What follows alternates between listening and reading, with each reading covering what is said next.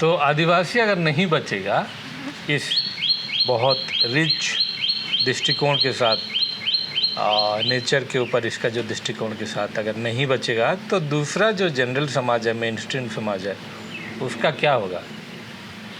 बचेगा? उन्हें तो बचेगा, हम लोग पर हावी हो जाएगा। देखिए, पहले तो वनाधिकार अधिनियम में क्या प्रावधान था? जंगल की ज़मीन पर किसी बाहरी आदमी को अगर ज़मीन देना है, अलॉट करना है, तो जंगल के आसपास के संबंधित गांव के ग्राम सभा की सहमति चाहिए।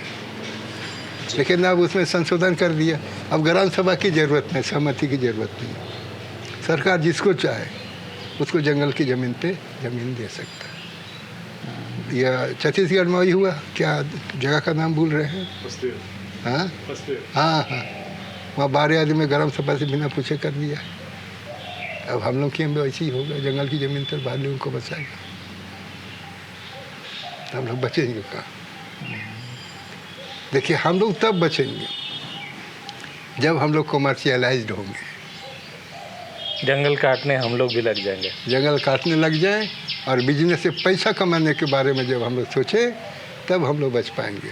तो आदिवासी तो बचेगा कमर्शियलाइज्ड हो जाने के बाद, लेकिन आदिवासियत नहीं बचेगी। हाँ, आदिवासियत नहीं बचेगी। तो आदिवासियत किसी भी हिसाब से उसको विलोपीकरण होना ही है। नहीं, लेकिन लास्ट में जब आदिवासियत नहीं बचेगी तो मेन स्ट्रीम समाज भी तो नहीं बचेगा। यही हॉट ग्लोबल वार्मिंग का एक पीक पहुंच जाएगा, उसमें वो भी तो मर जाएगा।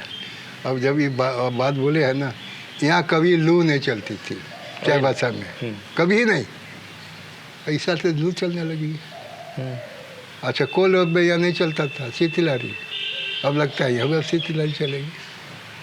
तो ग्लोबल वार्मिंग का बहुत ज़्यादा इम्पैक्ट है। ये आदिवासियत का जो विलोपीकरण हो रहा है बस दूसरे एजेंट्स के द्वारा, उनको लगता है अच्छा कर रहा है, आदिवासियों का शोषण कर रहा है, लेकिन उन्हीं लोग अपना जड़ अपने आप काट रहा है, ये नहीं समझ रहा है। तो अब से मिलकर वार्तालाप करते करते हम लोग बहुत कुछ चीज़ों पर गहन